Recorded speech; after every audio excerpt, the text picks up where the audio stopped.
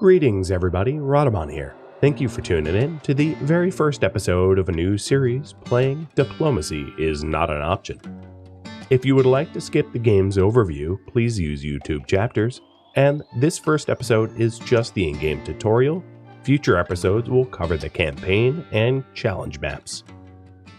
Welcome everybody to a new game on the channel. Before I start, let me read a little bit of blurb about Diplomacy is Not an Option and what to expect out of the series. So, it is a city-building survival game where you manage resources and carefully plan defenses to thwart massive sieges. Very similar to They Are Billions, but instead of zombies, you have swarms of peasant revolts. For the most part, there's also game mechanics where you fight royalty instead of peasant revolts. And I am showcasing the game by running through the tutorial, campaign, and possibly some challenge maps, playing on the challenge accepted difficulty, which is kind of the normal difficulty. So let's get started.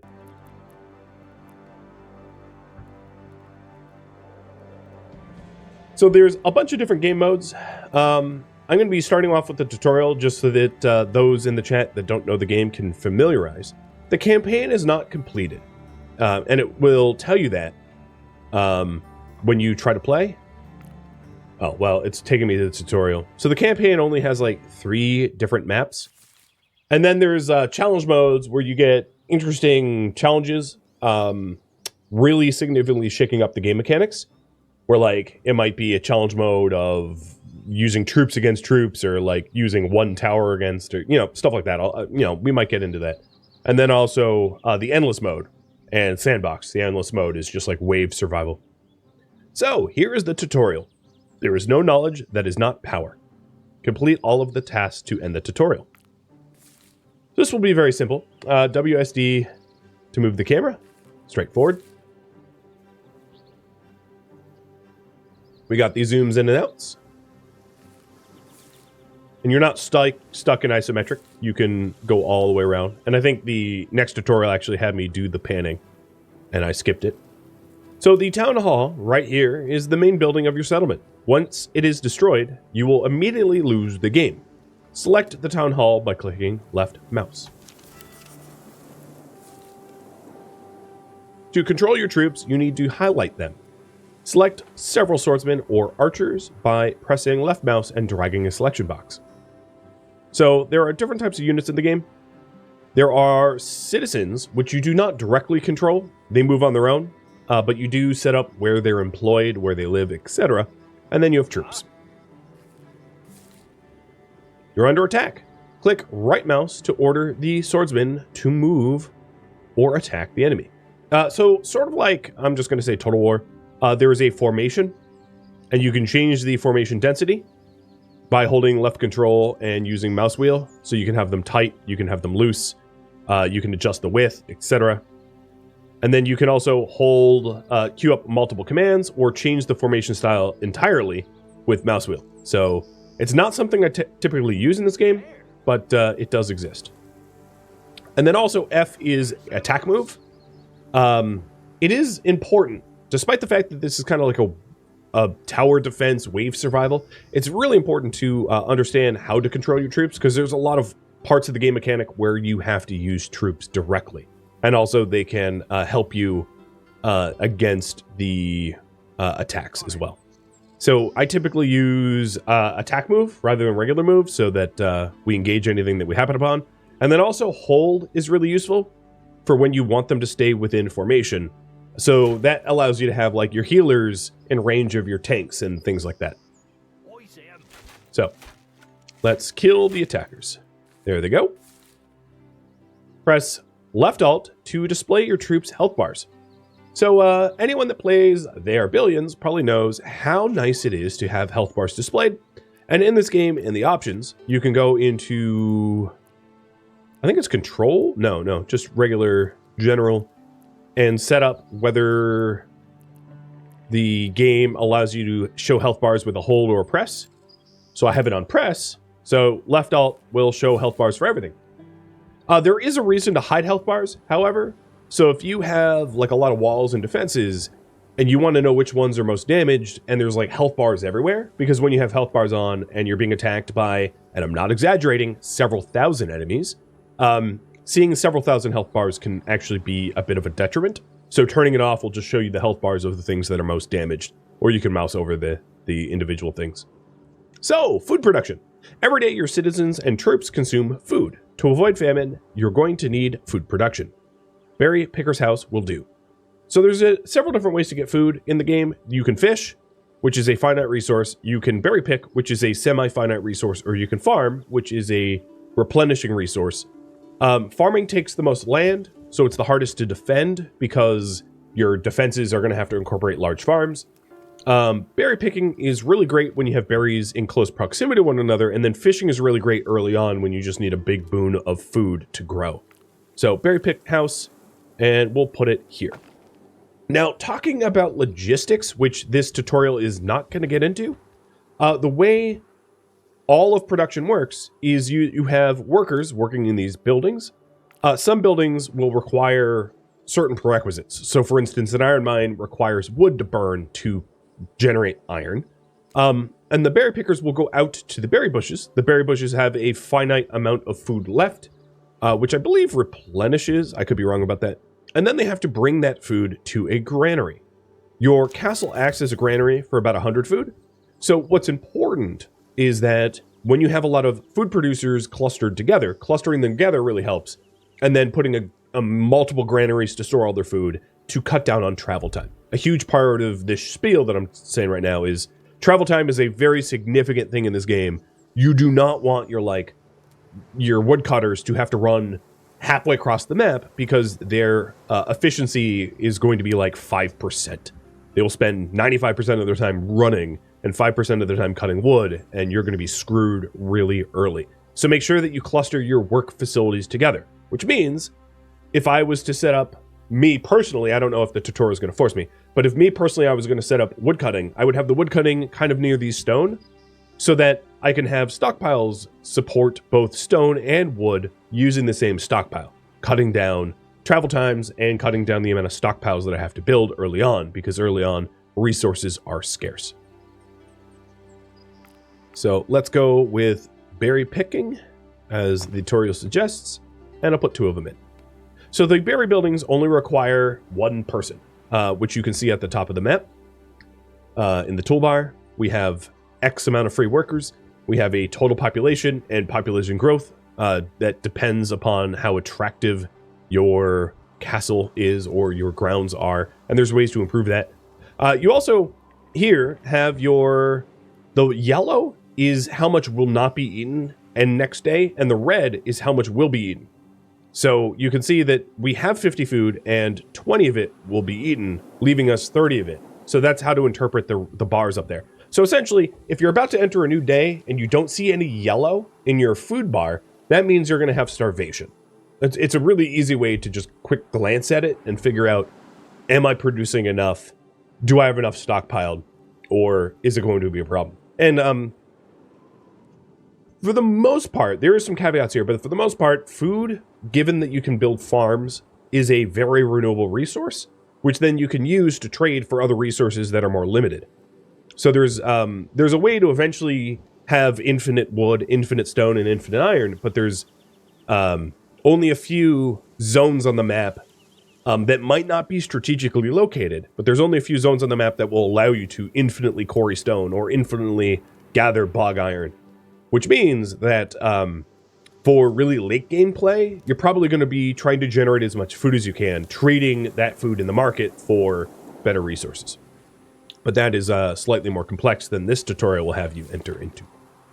So food production. A fisherman's hut provides your settlement with food too, so let's build one of those. And here you can see the fish resource has a finite amount of food, and once it is exhausted, it goes. So we'll build 2 of those. And the fisherman hut employs 2. It takes 10 seconds for each fisherman to produce 2 food, whereas it takes 5 seconds for a berry picker to produce 1 food, and then of course they have to carry it to the nearest granary. Next, you will need wood for construction. So, here's a lumber mill, and like I said, I think my choice would be to put it close to the stone quarries so that travel time to a middle of the between the two production facilities stockpile would be minimized. So we get 2 of those as well. Now, the berry pickers and the lumber mills will have a region that they work in, which can be increased and decreased. So if you're like, man, I really want this one tree out of the way, you can decrease the zone them to just that one tree, and they will absolutely just cut that tree down. And that's a really useful way if you want to clear out a very specific zone. So let's say you want to build a farm, and you don't just want to like pave over all the wood, all the trees, losing the opportunity to actually harvest them. You can tell your farmers or your lumber mill woodcutters to cut down specific trees or specific zones. And the same is true of the berries as well. So for instance here, it might make sense if this was not a tutorial to say, hey, berry picker, only go after these berries. Because once these berries are exhausted, the effort it takes to run over to this berry bush, run it all the way back to the collection point and then to the stockpile is probably no longer worth it. And therefore that person should be reallocated to a different job, like a farmer or something. So it's also a really good way to restrict how much inefficient work they're able to do. So there's the lumber mill. It seems someone died. Actually, let me get rid of this extra lumber mill. So now it wants me to build a gravedigger's house. So the way this works is that whenever your own citizens die, a gravedigger has to go fetch their corpse and throw them into the cemetery. If you don't do this, 2 things will happen. 1, people will get sick, and sick people work very, very slowly. And I think they can also die, but they do end up having to go to the hospital to recover, which means that you get people that aren't working.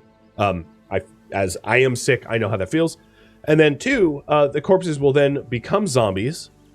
Zombies are not much of a threat to your kingdom. They're very weak attackers, but they can be annoying because they, depending on where your citizens died, they could attack from directions that you do not defend. Because normally in the game, attackers come in from the edges of the map inward, but if you have a big die-off in the middle of your base and you don't clean up those corpses are going to turn into zombies, and, you know, if you're not careful, they'll populate your own base.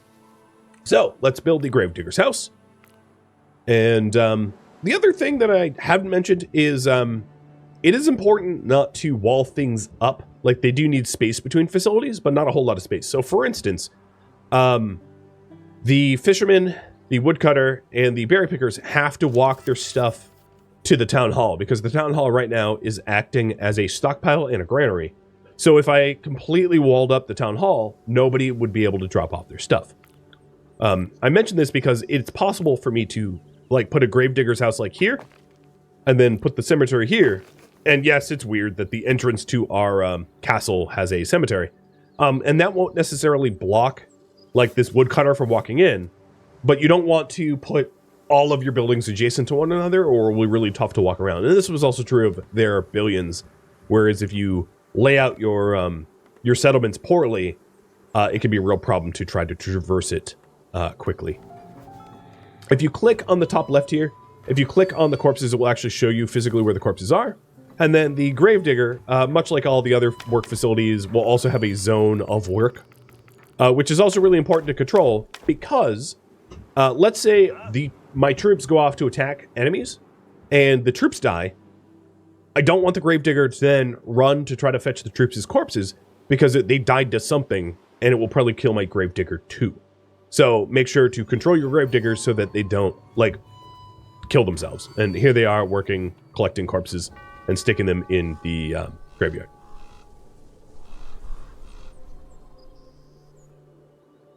All right. Every morning, new people will try to join, so they want us to build houses. Got it. Now, there is sort of a pattern, which is meta, for how to design housing settlements. For the tutorial, obviously, it doesn't much matter. But you will see me build in the same sort of pattern, which is ideal. And in building the houses, you can see that it increases the population growth, because these houses will actually attract new people. and then also increases the pop max. So each house is increasing the pop max by 5 and the immigration by 2. And there's ways to modify both of those values. The next part of the tutorial, the more building houses you have, the faster they will build to work. I also feel like I've kind of lost my sense of hearing, but I feel like the game's really quiet. At this moment, I don't even have the extra people for the builder's house. So one way to get around that is just to blow up the berry bush picker. And then I free that one person up for a builder's house. So the castle that you have will have 2 builders employed by default. So that you can never be out of builders unless your castle falls, which is great. That way, like, you're never like, oh man, I can't build anymore. But it's really useful to have extra builders. It's one of the first things I build on every new map for build speed. Because if you build slowly and develop slowly, you get crushed. Avoid building side by side, especially for these buildings that require a worker. Leave at least 1 tile of free space so that workers can access the building. So here, they're side by side, but there's ways for the gravedigger to access the building through this tile. So you can shove things together as long as there's a little bit of space between them. Research allows you to improve the economic and military life of your settlement. Some research gets unlocked after you construct or improve certain buildings. Open the research window to start any available research. So here is the research tree. We only have a town hall built, which means we only have access to these town hall researchers. But as you upgrade your town hall or build extra buildings, barracks, university, barracks, higher level barracks rather, engineering guild, stables, market, engineering guild, level 1, hospital. There's also upgrades for that. So let's say we will add the comfortable shoes made of stone. Yes. So this allows lumberjacks, miners, berry pickers, fishermen, farmers, and foresters to move faster.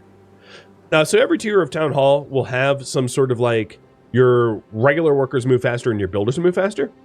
So here's the builders move faster. Here's the regular workers move faster. And then here's build speed. And likewise, regular workers, builders, build speed. And then regular workers, builders, build speed. That allows the build speed. Don't sleep on that. Because when you are in late game and you're having to build like tons of walls and defenses, it really is very helpful to have your builders move fast, build fast. Because there often is not a lot of time between waves of attacks for you to take your time. So the next thing the tutorial wants me to do is build a hospital because those corpses got people sick. So here we go. Let's get a hospital in. And this is the symbol up here for 2 people are sick. So here you can see the speed difference. I know it's kind of hard to tell, but he's like walking at half the speed of everyone else or something like that. All right, diplomacy is not an option. The enemy will attack you in waves. In addition, your settlement is surrounded by enemy camps. Usually, you have to repel several attacking waves to win. You can see on the minimap where the nearest wave of enemies will come from. So down here in the minimap, you can see this red horned helmet. That is the direction that the enemies are going to approach. You will need to raise your military strength to deal with the superior enemy forces. Build a barracks and hire archers. All right. So barracks costs more wood than I currently have. So let's get some wood.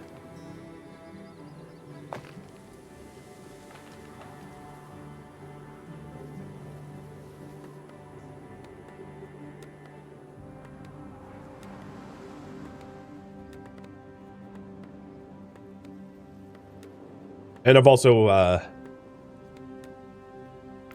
no, I'm not going to go with the stone mine just yet.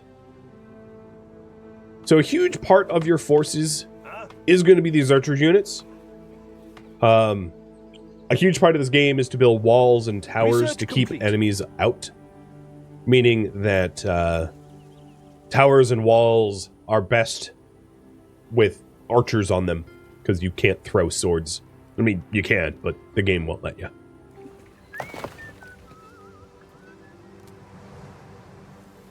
over here is a cart with wood, so this will speed us up. So there's also these free resources.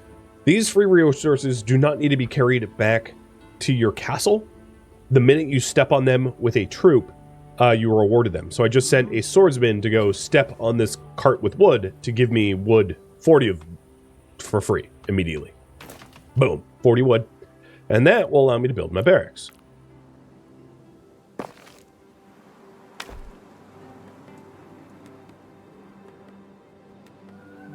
I do indeed feel like a diseased villager. I probably sound like one too, and I apologize. I took so many drugs to try to sound normal just yet now. Just piles and piles of drugs. We'll see. I really hope I recover quickly. All right, so here is the lovely barracks. This is a level 1 barracks. The barracks can be leveled up to level 3. At level 1, I really only have access to the swordsmen and the archers, and it wants me to make or train 5 archers. So for each archer that we do, we use up 1 colonist or 1 citizen. They become an archer. And we also have to feed them extra. So each archer costs food per day and then some wood as well. They train pretty quick, and I'm having them muster right next to my squad. Speaking of which, let's get the swordsman back in the squad.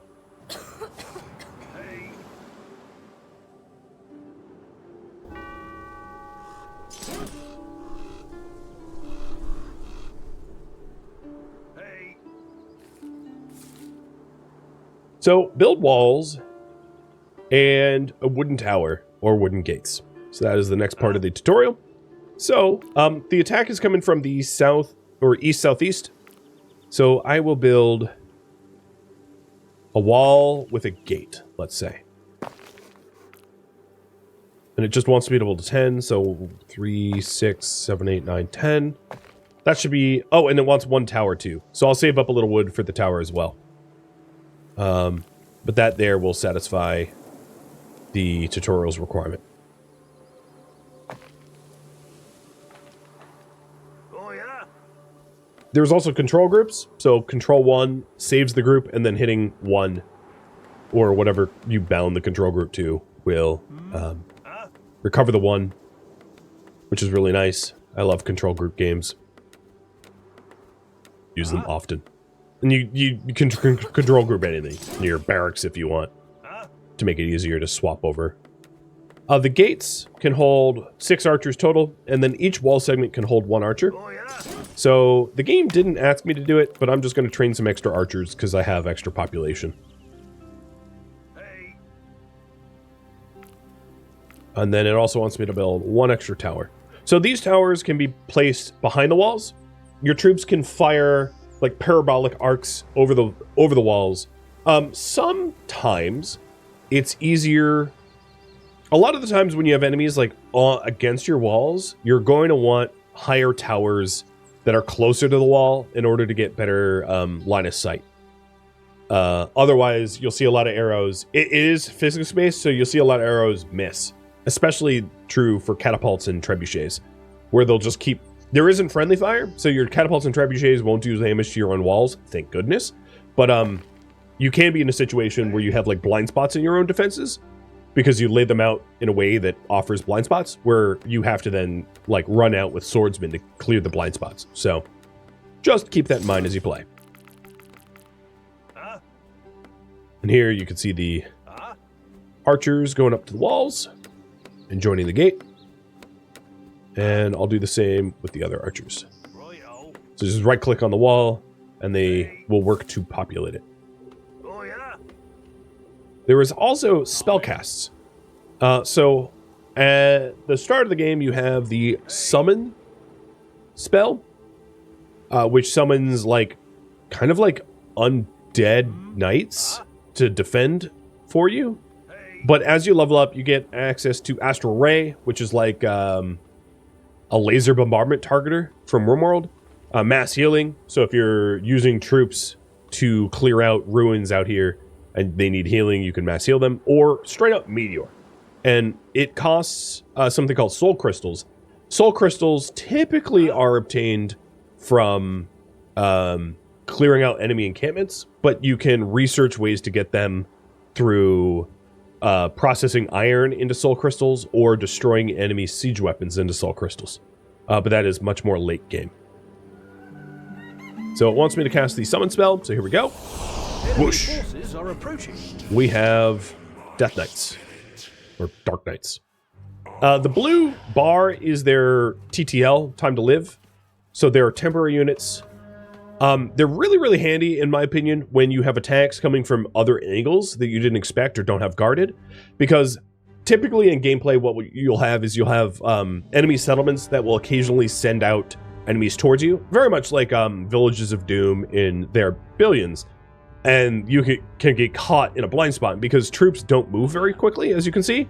It's sometimes difficult to respond to those ambushes in a timely fashion where the Dark Knights come in handy. You can just summon them to clean up small groups.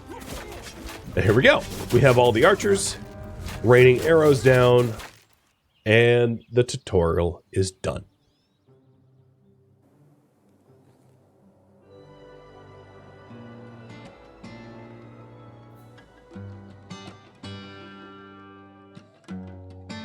Thank you for tuning in to Diplomacy is Not an Option, which originally streamed live on Twitch December 12th. If you have any feedback or questions for me, let me know in the comments below.